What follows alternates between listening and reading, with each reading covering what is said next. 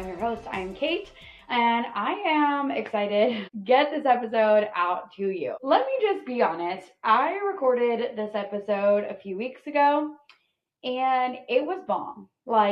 It was a great episode. However, I forgot to turn my mic on.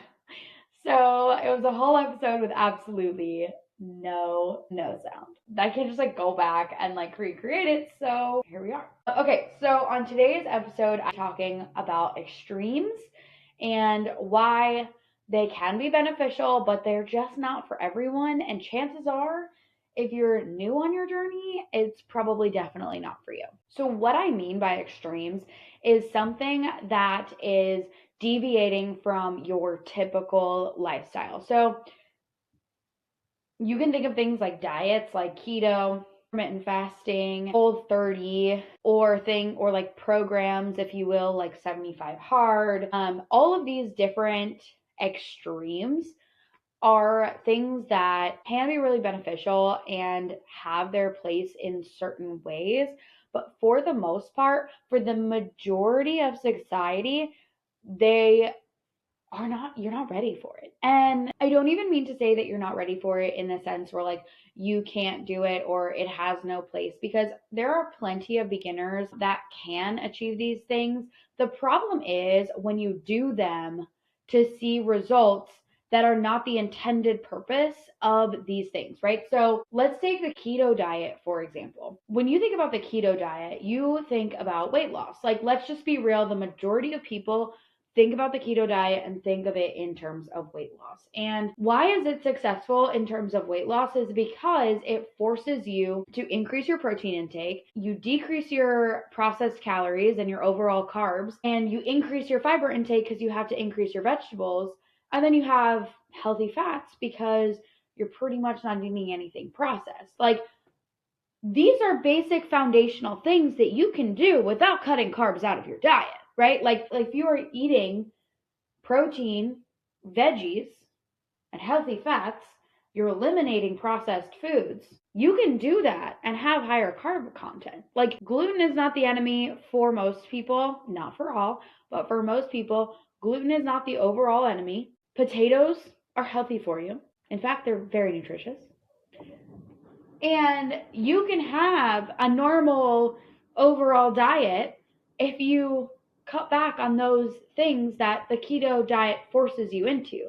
But the problem is that people don't understand the fundamentals of the keto diet. The keto diet, the reason that the carbohydrates are so low is not because carbs are bad for you, but it's because it forces your body into ketosis. So your body taps into a different source of energy, but your body still has to convert certain proteins and fats into glucose, which is carbs, in order to create energy for certain functions that your body needs to do. So when you're not feeding it enough carbs, it's just going to create it from a different source, first of all. Second of all, the whole reason of that, again, is not about cutting carbs because carbs are bad for you. It's about the foundation of removing processed foods, eating healthier fats, increasing protein, and increasing your vegetable intake. Because let's be real, you can't eat 100 grams of carbs only. I think it's even less. I don't actually know. But very small amount of carbs, and eat bread sandwiches at every meal, or even at one meal, because that is just going to blow it out of the water. There's sandwiches from Panera are minimum 70 grams of carbs, friends. We have to truly understand that foundation. And then, in terms of Whole30, for example, people do it for weight loss and they forget what the overall emphasis of it. Whole30 is to help you understand what foods are causing you issues, right? You can still eat protein. You can still eat most vegetables, not all, but most. And then you can't eat a lot of carbs. You can't eat any processed foods at all. So again, it's the same foundational principle. Eliminating processed foods, increasing vegetable and fiber intake, increasing protein intake. It's the same principle. It's just a different outcome. And again, when we don't know the foundational purpose behind these diets, these are specific diets, when we don't understand that and we're just doing it for weight loss and you think that this is how, you're going to get all of these different results, and then you just kind of stop and then you see all of it come back. Once again, it's because you never understood the foundational principle of it in the first place. And then when we think about 75 hard, this one takes a little bit of a different spin for me personally, because I think that a lot of people do 75 hard. A lot of people do 75 hard for the clout and just to say that they can and for weight loss purposes.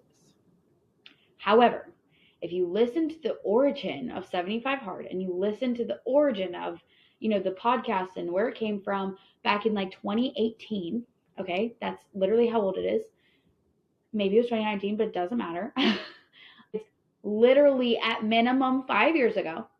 If you listen to the origin of it, it was to help people with discipline, mental discipline, to prove to yourself, you, that you can do hard things, that you have the capabilities to expand beyond what your self-imposed limits are.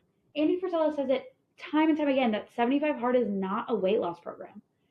It is helping you expand your ability to do things beyond your self-imposed limits. Okay? So when people do it for the clout, just to say that they can because it's hard, then they make people feel bad for not doing it.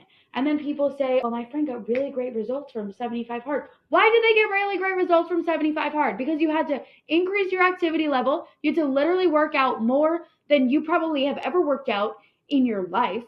Okay?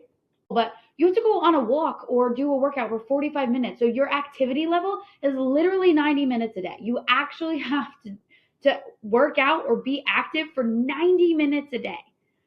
You also have to follow a meal plan of some sort. Obviously, it could be a specific diet. It could be macros only. It has to be some sort of a meal plan. And then last but not least, there's more, but you also have to do reading. So you have to impose self-discipline to be able to achieve that. And then last, you have to drink more water. Once again, if you look at the foundation of it, you're doing all the basic things that you need to do in order to achieve the results in the first place. So at the end of the day, all of these things, they're in these extreme ways, but at their core, if you're using it for weight loss, they all achieve the same thing. It's just positioning it in such like a sexy way that allows you to like wrap your head around it in a different way than just buckling down and doing the basics and doing them every single day and being really consistent on it. And so the reason that I feel as though extremes are typically not for beginners is because they lack that foundational knowledge. And then you will lack the ability to maintain that long term. And when you see the weight loss come back, you will become discouraged and unmotivated from trying something else due to the fact that you think that nothing will work for you.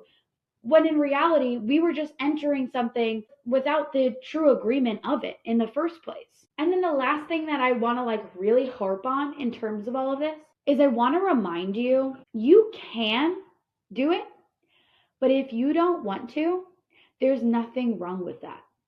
If you don't want to do 75 hard, but you know that you can, there's nothing wrong with that. And so I am here to remind you that whatever these extreme values are, people saying, I can't believe you don't go for a daily walk. I can't believe you don't journal. I can't believe you don't read every single day. I can't believe, you can't do keto, or you don't bring your meals to family dinners because, you are supposed to be on some sort of health journey or whatever.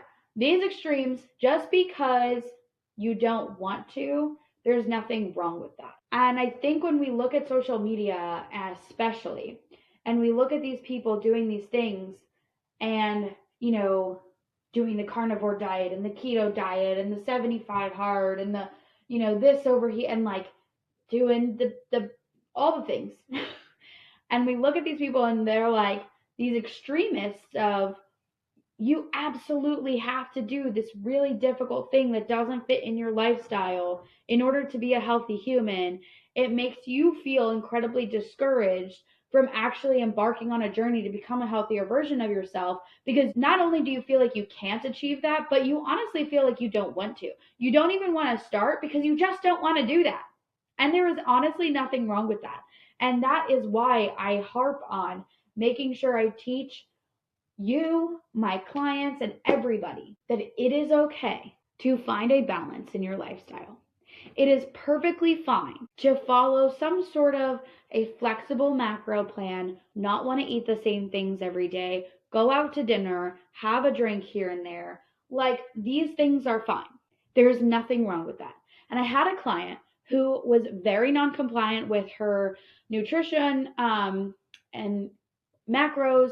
She was super non-compliant when it comes to activity levels in general, and she reached out to me and said, I want to do 75 hard. To which I educated her on the foundational principles of 75 hard and told her that unfortunately, I don't think that this is a program that she should embark on, solely because I think it's really extreme for where she's at in her journey. And she told me that her friend got really great results and is ready to do, and so she's now ready to do it. I said, great, I will support you on this. I created the meal plan that she needed that was specific to foods that she liked to eat. We had to drink a gallon of water a day. We had to go on the outdoor walks. We had to do workouts every day. 3 days in, she texted me saying that she absolutely couldn't do it and couldn't believe that anyone does it because she is drinking so much water that she is getting headaches because she can't sleep at night. Do I believe this client could have done 75 hard? Absolutely. I just don't believe that she was ready at that time because she was still not even bought into the foundational principles of the things that she needed to do. So she went from not really doing some of the basics to being forced to do all of these different things. And she felt so bad about herself in doing it and failing it, even though her friend just did it. And that broke my heart because that was the type of discouragement that came her way that made her feel that all of these successful and healthy people are doing this, so why can't I? And when she failed, she just decided she was done and she couldn't do anything any further. I tried 75 hard and failed it years and years when it first started. I failed it. I missed a photo and I was like, ugh. And honestly, I was so overwhelmed by all the things that I had going on in my life. It wasn't that doing those tasks were hard. It was that thing, the one little task that like got me throughout the day, which was the photos. I did all the other things. It was just the photos at this specific time that I was struggling with because I would just forget. I would literally just forget. And I would set reminders on my phone and I'd be like, oh, I know I have to do that. I'd click done when I didn't do it and then forget to do it, even though I had a reminder on my phone. I mean, like, it was so infuriating. And then I was like, you know what? I need to take a break from trying this. I'll try again. And then when the pandemic hit, I decided to try again. And at this time, I had school. I was taking classes and I had school most of the day. And it was all on Zoom. Obviously, you cannot go for a walk or work out when you have a Zoom class. My physics teacher would be very confused. And so would get up early. I'd go for a run or a walk. Then I'd come home, I'd make breakfast, and then I would do a workout in my apartment. And at the time, I was posting about my journey, and I was just like, look at me, like, so excited to be doing this. And I got all the hate in my inbox. So much hate.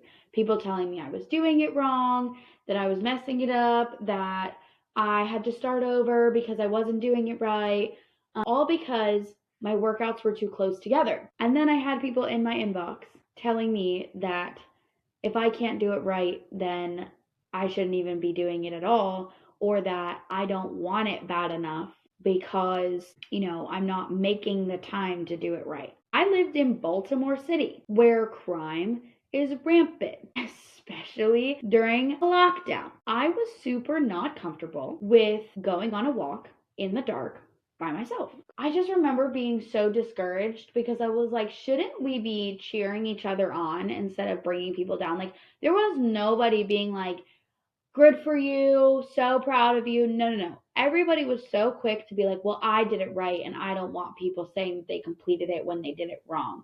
I need to hold people accountable and integrity and blah, blah, blah.